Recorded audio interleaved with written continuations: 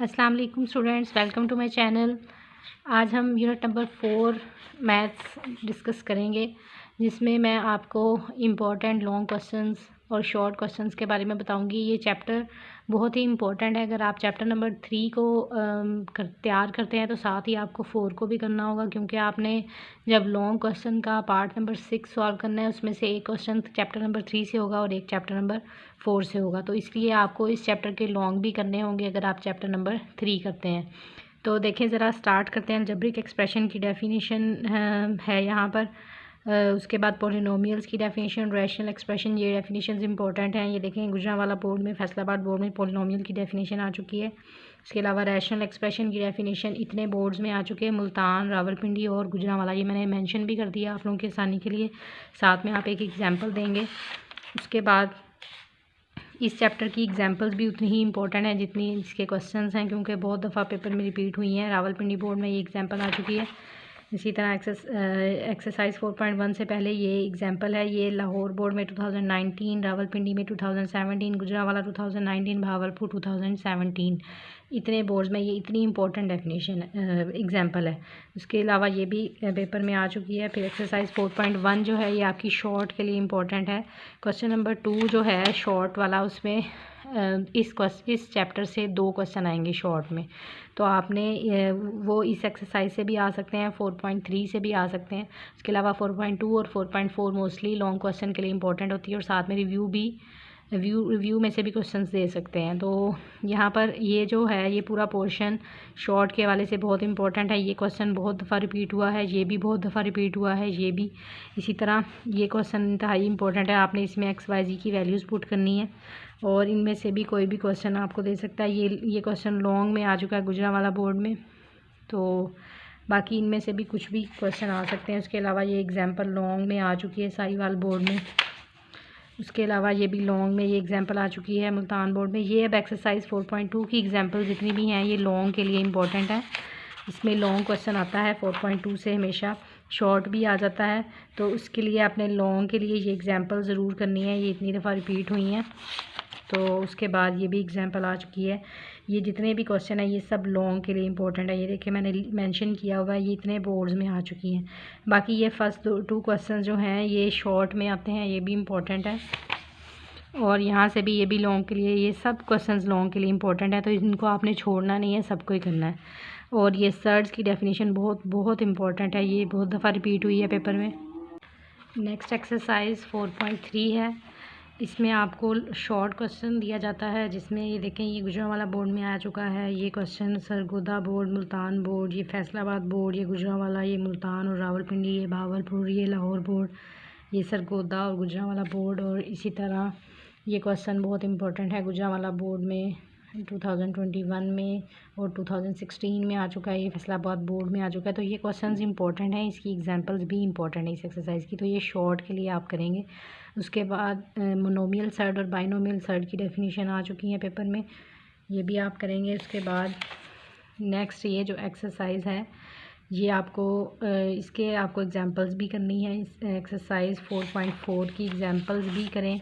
इसमें ये जो फर्स्ट क्वेश्चन है, ये आपका शॉर्ट के लिए इंपॉर्टेंट है, और ये लॉन्ग के लिए, बाकी ये सारे क्वेश्चंस लॉन्ग के लिए इंपॉर्टेंट हैं।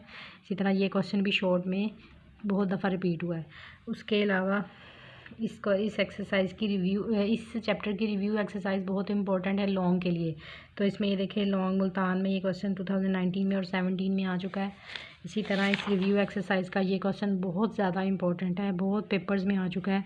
इसी तरह ये क्वेश्चन भी, ये भी और ये भी, ये तमाम क्वेश्चन इंपॉर्टेंट हैं। तो चलें इनके सोल्यूशन करके देखते हैं। किसी किसी क्वेश्चन का मैं करवाऊँगी, ताकि आपको कोई थोड़ी बहुत जो कन्फ्यूजन है वो ख़त्म हो जाए।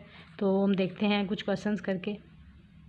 बिस्मिल्लाहिर्रहमानिर्रहीम। एक्सरसाइज 4.1 का थर्ड क्वेश्चन है, उसका थर्ड पार्ट करवा रही हूँ। सबसे पहले सोल्यूशन करते हैं। आपने इस क्वेश्चन को लोएस्ट फॉर्म में रिड्यूस करना है। तो सबसे पहले ऐसे क्वेश्चन में आपने क्या करना होता है, सबसे पहले चेक करें कहीं कोई फार्मूला अप्लाई हो रहा है या कोई फार्मूला बन रहा है, तो उसे कंप्लीट कर लेते हैं। तो पहले मैं इसे एज इट इज़ लिखूँगी।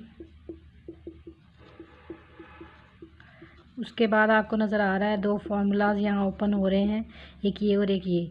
तो x + y होल स्क्वायर का फार्मूला होता है x² + 2xy plus y square. इसी तरह x माइनस वाई स्क्वायर का फॉर्मूला लगाएंगे, x square minus 2xy plus y square. यहाँ जस्ट माइनस प्लस का डिफरेंस है, जहाँ माइनस होता है वहाँ 2xy के साथ माइनस आता है, जहाँ प्लस है वहाँ पूरे में प्लस ही रहेगा। तो यहाँ इसमें पुट कर देते हैं,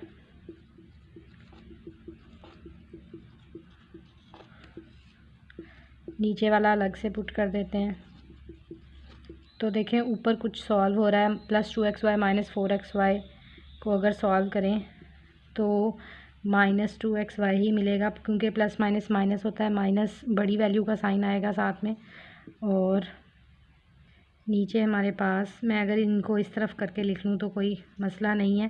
तो देखें सेम बन गई हैं ऊपर और नीचे, इनको कटिंग कर दें तो आंसर 1 आ जाता है। इसका सेकंड पार्ट करते हैं। इसमें भी देखें हमें यहाँ पर हम फार्मूला अप्लाई कर सकते हैं, तो सॉल्यूशन में आप इस जगह पर फार्मूला अप्लाई कर दें तो आपको पता है एक्स स्क्वायर माइनस 1 का फॉर्मूला क्या होगा। देखें ये भी एक स्क्वायर है, ये इसका भी अगर हम 1 का स्क्वायर लिखें तो हम फिर ए स्क्वायर माइनस बी स्क्वायर वाला फार्मूला अप्लाई कर सकते हैं, ए plus B into A minus B. तो इस केस में यहाँ हो जाएगा x plus 1 into x minus 1। तो ये यहाँ एक्स स्क्वायर माइनस 1 की जगह मैं अगर पुट कर दूँ एक्स माइनस 1, तो अब एक्स प्लस वन से कैंसिल हो रहा है, इसी तरह 2 8 से कैंसिल हो रहा है। तो आपने डायरेक्ट ये काम नहीं करना है, मेरे पास थोड़ा टाइम कम है इसलिए मैंने इसको डायरेक्ट कर दिया है, तो ये आपके पास आंसर आ जाएगा। 4 क्वेश्चन है, इसका सेकंड पार्ट करवा रही हूँ। इवेलुएट करना है आपने इसको, यानी इसकी वैल्यू फाइंड आउट करनी है। 4 आपको ये वैल्यूज़ दी हुई हैं एक्स वाई जी की, इसमें पुट करके आपने चेक करना है क्या आंसर आता है। तो सोल्यूशन में आप यहाँ वैल्यूज़ पुट करेंगे। तो सबसे पहले हम x की वैल्यू अगर पुट करें तो मैं एक दफ़ा इसे एज इट इज़ लिख देती हूँ। x की वैल्यू है -1, तो -1 को हम ब्रैकेट्स में लिखेंगे, उसका क्यूब है।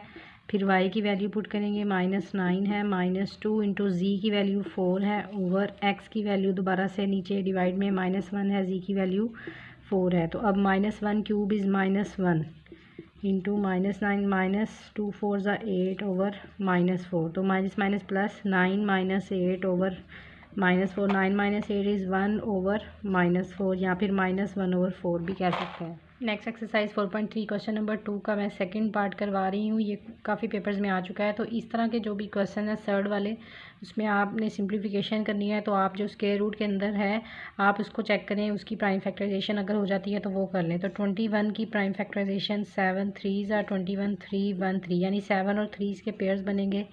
तो मैं 21 को इस तरह लिख सकती हूँ। और 63 7 9 ज़ा 63 होता है, तो ये भी हम कर सकते हैं। तो मैं इसकी जगह लिख लेती हूँ 7 मल्टीप्लाई बाय 9। तो अब देखें हमने क्या करना है, आपने प्रॉपर्टी पढ़ी होगी सर्ड्स की कि अगर n ऑफ a और n ऑफ b है तो हम उसको इकट्ठा जोड़ के इस तरह भी लिख सकते हैं a b। यानी अगर हमारे पास 7 मल्टीप्लाई 3 स्क्वायर रूट के अंदर है, हम इनको अलग अलग भी कर सकते हैं इस तरह। तो इस पर जब मैं अगर ये प्रॉपर्टी अप्लाई करूँ तो ये बन जाएगा square root 7 square root 3 square root 9 over square root 7 square root 9। ये इससे कैंसिल, ये इससे कैंसिल, पीछे क्या बच गया स्क्वायर रूट 3, ये इसका आंसर है। नेक्स्ट क्वेश्चन नंबर 4 का फर्स्ट पार्ट है, इसको भी हमने सिंप्लीफाई करना है बाय कंबाइनिंग सिमिलर टर्म्स। तो इसमें देखें ज़रा, इसको हमने अगर सॉल्व करना है तो ये सेम टर्म्स हैं मगर प्लस माइनस का डिफरेंस है।